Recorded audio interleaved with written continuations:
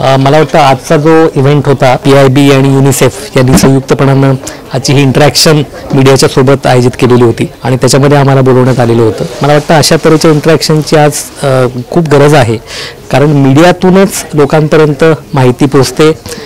कुठलंही वृत्त जे आहे ते अत्यंत ऑब्जेक्टिव्हली लोकांपुढे मांडलं जातं, पण त्याचं इंटरप्रिटेशन कसं करायचं, त्याला कुठल्या संदर्भामध्ये जोखायचं, तर हे लोकांना मीडिया दाखवून देतो.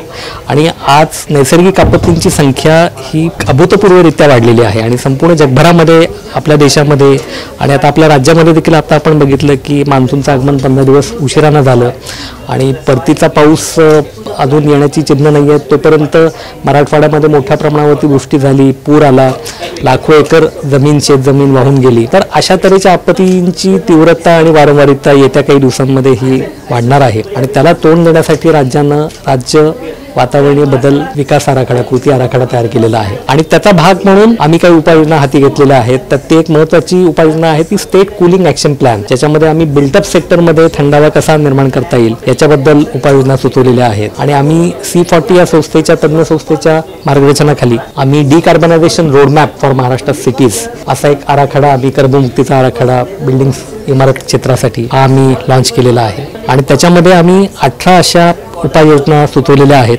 की ज्या योगे शहरांमधलं जे इमारत क्षेत्राचं कन्झम्पशन आहे ऊर्जेचं, ते कन्झम्पशन कसं कमी करता येईल, ऊर्जेची कार्यक्षमता कशी वाढेल, ऊर्जेचा व्यय कसा टाळेल आणि कर्ब उत्सर्जन त्या इमारतीतून होणारं कसं कमी होईल, फॉसिल फ्युएलचा वापर कमी होईल, क्लीन फ्युएलचा वापर वाढेल, यासाठी आम्ही 18 प्रकारच्या उपाययोजना सांगितलेल्या आहेत. आणि त्यातल्या काही उपाययोजना हातात घेऊन काही शहरांमध्ये त्याचे प्रयोग आता सुरू झालेले आहेत. जसं की आता मुंबई आणि पनवेल या 2 शहरांमध्ये म्युन्सिपल बिल्डिंग्स ज्या आहेत त्या बिल्डिंग्सना डिकार्बनाइज करायच्या उपाययोजना, त्याची अंमलबजावणी आता सुरू झालेली. मग त्याच्यामध्ये म्युन्सिपल बिल्डिंग्स, शासकीय म्हणजे म्युन्सिपल कार्यालयं आहेत, रुग्णालयं आहेत, शाळा आहेत, तर या सगळ्या इमारतींचा त्याच्यामध्ये समावेश होतो. नाशिक शहरामध्ये आम्ही मोठ्या प्रमाणावरती रूफटॉप सोलरायझेशनचा प्रकल्प हाती घेतलेला आहे. कारण नाशिक शहरानं आपला जो सिटी क्लायमेट ॲक्शन प्लॅन तयार केलेला आहे त्याच्यामध्ये त्यांनी 2050 सालापर्यंत 67% ऊर्जा ही रिन्युएबल सोर्सेसपासून जनरेट करायचं असं एक उद्दिष्ट घालून दिलेलं आहे. तर त्याला पूरक अशी ही उपाययोजना आहे. अमरावती शहर जे आहे, अमरावती जिल्हा हा राज्यातले जे 15 जिल्हे आहेत, उस्मानाबाद प्रवण जिल्हे आहेत, त्या जिल्ह्यांमधला एक जिल्हा आहे आणि म्हणून अमरावतीमध्ये आम्ही कूल रूफ सोल्युशन ही उपाययोजना